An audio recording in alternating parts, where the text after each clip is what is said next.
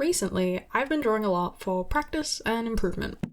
Practicing drawing faces, poses, outfits, and I feel like I've been missing out on just drawing for fun. But when I try to open my sketchbook, with the blank page staring into my soul, my mind goes blank, and I suddenly don't know what to draw. So, here are 3 very chill, easy ideas that I use for when this happens. Let's jump into it. Hey, my name is Jade, and I like to paint with pixels. For all of these ideas, I'm going to be using pixel art and an app called Pixsquare on the iPad. But these ideas can definitely be done with any art medium that you use. The first idea is making your own scratch art kit. To start, we'll fill the page with a bunch of blocks of color. These can all be random colors, or a set gradient of colors, whatever you're vibing with. Along with the bigger blocks of color, I use some dithering brushes to add a bit of texture between the colors. For those using digital art, I then made a new layer and filled the layer on top with a dark color. It'll look a bit weird at first, like why did we just add all those different colors? But stick with me. On the top layer that we just filled in, we're going to use the erase tool to carve out shapes that we want, revealing all of the fun colors that we put underneath. For this first one, I'm sort of going for a space theme, with lots of stars and planets dotted around. I also added this little alien spaceship, and it immediately made me think that it could be chasing something else, so I added in a little rocket ship as well. It's nice that mini stories like this start to appear when you start adding in the bigger elements. I used a large brush to just start tapping in where planets could go, and this was really satisfying to do. The mixture of colors in this one I think works really well for a space theme, because when you start to add in the planets, the cross sections where the colors meet sort of look like swirls around the planet, which is really cool. And I like that the extra dithering popping through helps add a bit more texture as well. I think this could still definitely be doable with more traditional art mediums. I remember seeing a lot of Furry Little Peach's artwork where she would use a lot of inks and then a black ink or a colored pencil on top of it, and she would draw in the shapes individually, which always looked really cool. I really like filling it all in and then erasing parts that I want to add, because it feels like fun little discoveries. Like when you're making little star shapes and you cross over one of those boundaries that has a couple colors connecting, and then they all make up that shape of the star. I don't know, there's something really satisfying about it. Since you forget where you put the colors after you cover them, it becomes like a nice little surprise each time. Filling in the big areas with stars felt very relaxing as well. At first I feel like I was trying to figure out the perfect placement for each individual star, but because there's so many stars to add, you start to let go of perfectionism. It's nice. I think the combination of having these big clear areas where the planets are, and then like these little tiny carved out stars, balance each other out quite nicely. I know for my first one the colors looked quite chaotic, but I think that works well for the space theme. I also tried a different version where I just used a lot of blue and teal colors and turned it into this underwater piece with a bunch of different fish and a little submarine and bubbles. I really enjoyed this one. The subtle color changes between the teals and the blues created this really nice, almost gradient effect, which was really relaxing to reveal when I was adding in the fish. This one was a lot of fun to just come up with different shapes for fish to add.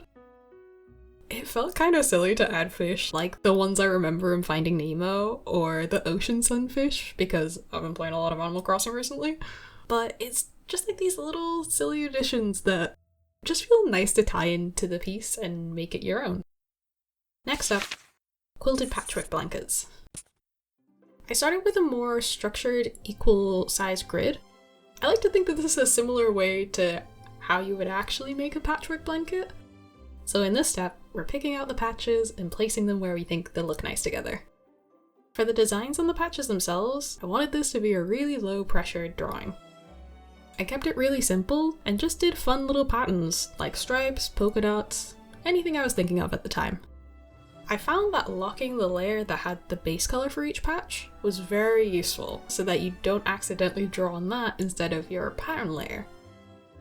I discovered this a bit late, but hopefully it'll save you guys some time if you try this. I like the idea of mixing sort of plain pattern patches with patches that had something a bit extra on top, so I added my little characters to some of the patches, and we're going to sew them on in the next step. To add the stitches in between each of the patches, I just drew lines around one of the central patches so that all of the sides were visible. Then I copy and pasted that throughout the entire board, which was very quick to do since all the patches were the same size. This step might take a little bit extra time if you've changed up the sizes of your patches or the shapes, but I think it's definitely worth it. Like with the little character patches, I added the stitches individually for those after.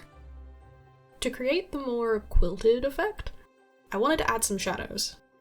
To do this, I created a new layer on top of the work and set the blend mode of that layer to be multiply. In Pixware, you can find blend options on the right hand side of the screen when you double click a layer. Next, I filled in the entire layer with a dark blue color, and with the erase tool, I removed the dark blue from the center of each of the patches, so the shadows were just around the edge of the patches.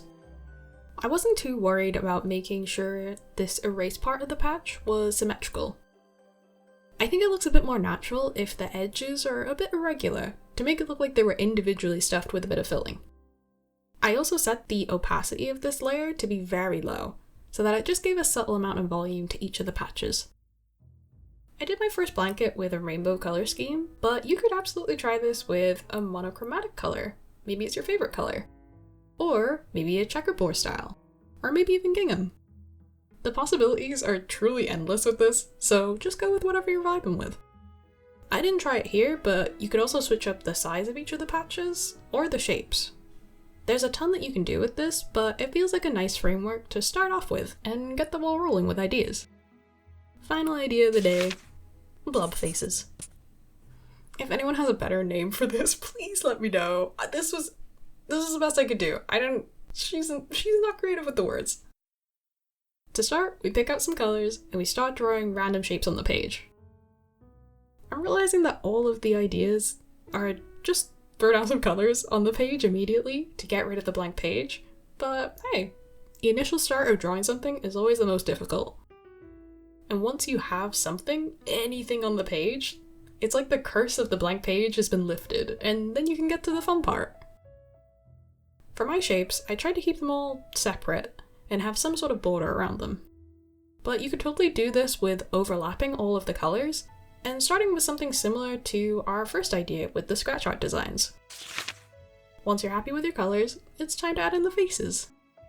I know there's a common exercise for creating a drawing that would fit inside these blob shapes, but I thought adding faces was just a bit easier, bit lower stakes, and still quite fun to do.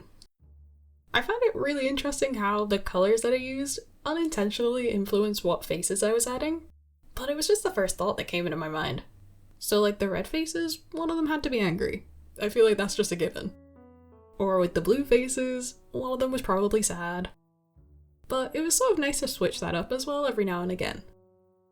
I think my favorite ones are the ones that look like they're sort of interacting with each other.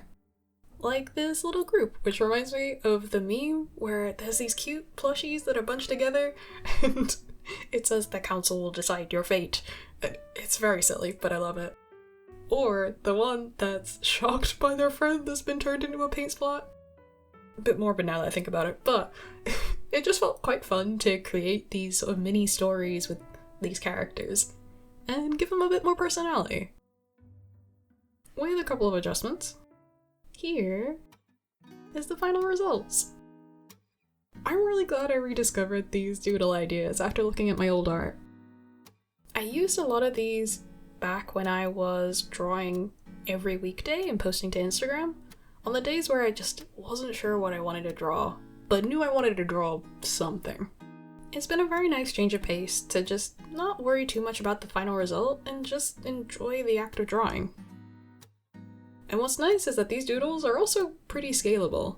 So if you only have capacity to do like a little teeny tiny canvas or a little square in your sketchbook, then it can be done and it'll still look pretty cute. I'd love to know if you try these ideas out. Let me know in the comments. I hope you enjoyed the video. If you're interested in learning where to start with pixel art, check out this video here where I talk about my experience learning how to draw small pixel art assets. And we'll see you in the next one. Take care out there. Goodbye.